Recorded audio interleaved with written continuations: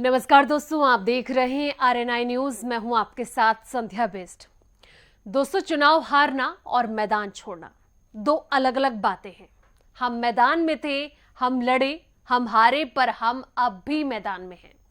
यह याद रखना कि मेरी दिल्ली का हर फैसला सर माथे पर, सत्ता सौंपी, जनता की सेवा के विपक्ष में बिठाया, जनता के लिए, जनता के मुद्दों पर संघर्ष करेंगे। दोस्तों, ये कहना है कांग्रेस नेता अलका लांबा का, क्योंकि आज सबको जिस चीज का इंतजार था वो घड़ी आज आ ही गई, यानी कि दिल्ली में एमसीडी चुनाव के नतीजे की। दोस्तों, दिल्ली में एमसीडी के नतीजे एग्जिट पोल के बिल्कुल उलट देखने को मिले, जहां बीजेपी सबसे आगे चल रही थी, लेकिन आम आदमी पार्टी ने तो सभी पार्टियों पर झाड़ू फेर दिया। हालांकि आम आदमी पार्टी की जीत उतनी बड़ी नजर नहीं आ रही है जितनी एग्जिट पोल में देखने को मिल रही थी।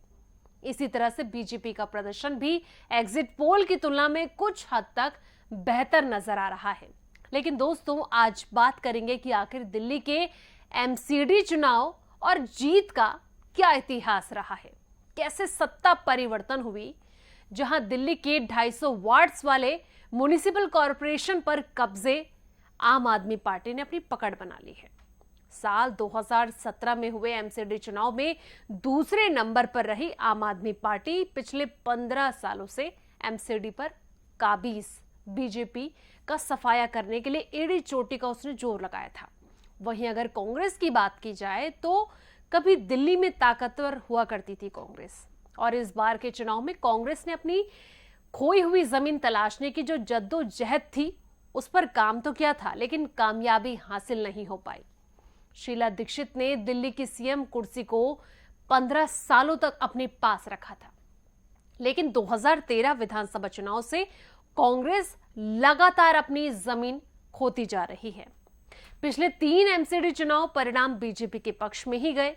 इस सच्चाई के उलट की केसरिया पार्टी पिछले 2 दशकों से दिल्ली की सत्ता से बाहर है। समझते हैं कि बीजेपी आखिर किस गणित से सत्ता से बाहर रहते हुए भी एमसीडी का गणित साधती आई है। 2007 में शीला दीक्षित के खिलाफ सत्ता विरोधी लहर देखने को मिली थी। जी हां, कांग्रेस के दिग्गज नेता शीला दीक्षित ने 1998 में दिल्ली की सत्ता पर काबिज हुई थी। 5 साल बाद 2002 में कांग्रेस 134 सदस्यीय म्युनिसिपल कॉरपोरेशन चुनाव में आंधी की तरह छा गई। यह पहली बार हुआ था कि कांग्रेस का दिल्ली की सत्ता समेत नगरीय निकाय पर भी कब्जा था। यह अलग बात है कि अगले 5 सालों में तस्वीर बदल गई और बीजेपी ने अविभाजित एमसीडी में वापसी की।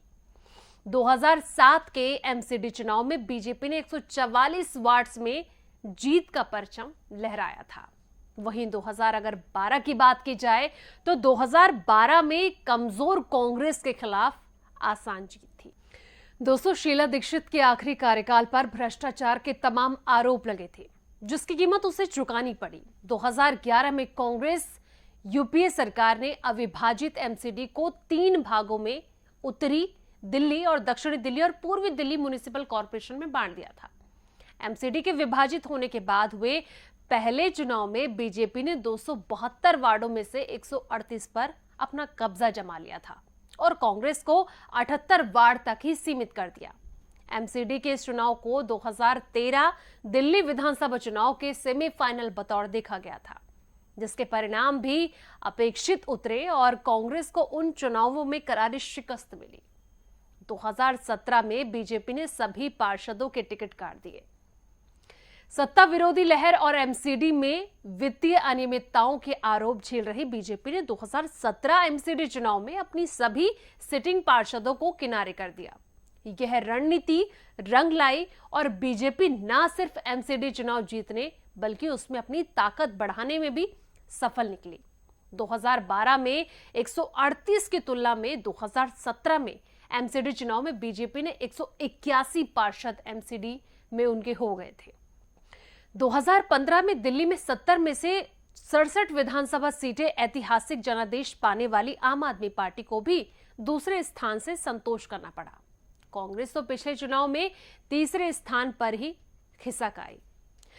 लेकिन दोस्तों, दरअसल इस चुनाव में बीजेपी और आम आदमी पार्टी की तरफ से 250 उम्मीदवारों को मैदान में उतारा था, जबकि कांग्रेस के पास 247 उम्मीदवार मैदान में थे। इस बार एमसीडी चुनाव में त्रिकोणीय मुकाबला यानी कि बीजेपी, आम आदमी पार्टी और कांग्रेस के बीच देखने को मिला। इससे पहले एमसीडी में 15 साल से बीजेपी ही सत्ता में काबिज है, लेकिन बीजेपी की उम्मीदों पर आम आदमी पार्टी ने पूरी तरीके से पानी फेर दिया, या यूं समझा जाए कि जो उनका लोगो भी है, झाड़ू मार दिया। आज का दिन तो सभी पार्टियों के लिए काफी खास रहा, लेकिन आने वाले 8 तारीख भी बहुत खास होने वाली है, क्योंकि कल गुजरात और हिमाचल में हुए विधानसभा चुनाव के नतीजे आने वाले हैं। ऐसे में दिल्ली में जिस तरह से सारा गेम पलटा, कहीं ऐसा ना हो कि आने वाले कल के रिजल्ट में कुछ अलग नजारा ना देखने को मिले। लेकिन आपको क्या लगता है कि जिस तरीके से एग्जिट पोल के हिसाब से दिल्ली की सत्ता में परिवर्तन हुआ, यानी कि एमसीडी चुनाव के जो नतीजे आज देखने को मिले, क्या लगता है कि हिमाचल प्रदेश और गुजरात में क्या नजारा देखने को मिलने वाला है? कमेंट सेक्शन में अपनी राय जरूर दें और साथ ही इस वीडियो को लाइक शेयर जरूर करें और चैनल को सब्सक्राइब भी जरूर कर लें।